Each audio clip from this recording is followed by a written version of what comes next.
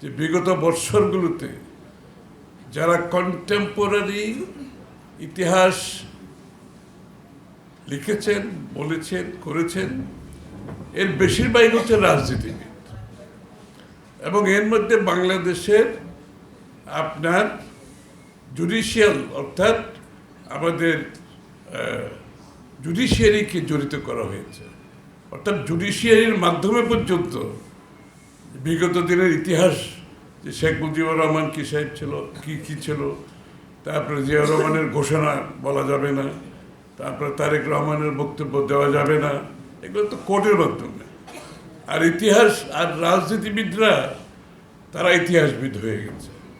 আর যারা contemporary historian হিসেবে যাদের রেকগনিশন পাওয়ার কথা, আমাদের বুদ্ধিজীবী সুশীল সমাজ, তারাও রাজনীতির পথে ইতিহাস হেঁটেছে, ইতিহাসের পথে ইতিহাস হাঁটেন। এই জন্য বাংলাদেশের আগামী দিনের যে ইতিহাস রচিত হবে, এই ধরনের একটি বই প্রকাশিত হলে যে ইতিহাসের যে ফুটপ্রিন্টের মধ্যে এটা একটা অন্যতম বই হিসেবে থাকবে। কারণ মানুষ কিন্তু বেশি বই পড়তে চায় না, এটা সত্যি কথা। মানুষ কিছু বক্তৃতাও শুনতে চায় না। মানুষ 10 মিনিটের পরে যারা বক্তৃতা দেয় তাদের সুইচ অফ করে দেয়, তারা আর শোনে না। যিনি বক্তৃতা দেন উনি হয়তো বুঝতেই পারছেন না যে জনগণ সুইচ অফ করে দিয়ে বসে আছে, বাট উনি বলেই যাচ্ছেন। এই জন্য আজকাল 10 মিনিটের উপরে কেউ বক্তব্য দেননি। আমিও চেষ্টা করি 10 মিনিটের মধ্যে বক্তব্য শেষ করার জন্য। আমাদেরকে বাংলাদেশের মানুষের, বিশ্বের মানুষের মনোজগতে যে পরিবর্তন, এটা যদি আমরা অনুধাবন করতে না পারি, তাহলে সে রাজনীতিবিদেরও কোনো ভবিষ্যৎ নাই, সেই দলেরও কোনো ভবিষ্যৎ নাই, সেই বক্তারও কোনো ভবিষ্যৎ নাই। তো সুতরাং এগুলো আমাদেরকে বুঝতে হবে। সুতরাং আমি এই জন্য খুব ধন্যবাদ দিচ্ছি জিয়া পরিষদকে, খুব সংক্ষেপে ছোট ছোট চ্যাপ্টারের মাধ্যমে যাতে পাঠকের ধৈর্যচ্যুতি না ঘটে সেইভাবে জিনিসটা তুলে ধরেছে। এবং দ্বিতীয়টা হচ্ছে আগামী দিনের ইতিহাসের একটা ফুটপ্রিন্ট আপনারা রেখে যাচ্ছেন বাংলাদেশের ইতিহাসে।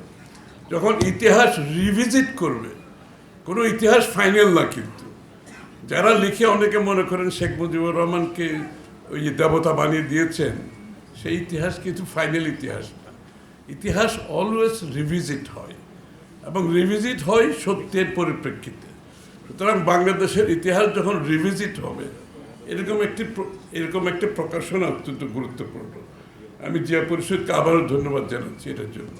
আমাদের ফাউন্ডিং ভ্যালিজ ছিল স্বৈরতন্ত্রের বিরুদ্ধে শুরু থেকে শেষ পর্যন্ত দেশনেত্রী বেগম খালেদা জিয়া আন্দোলন করেছে গণতন্ত্রের জন্য। এই 15 বছর বেগম জিয়া, তারেক রহমান সহ সমস্ত বিএনপির নেতা কর্মী প্রাণ দিয়েছে, ত্যাগ করেছে,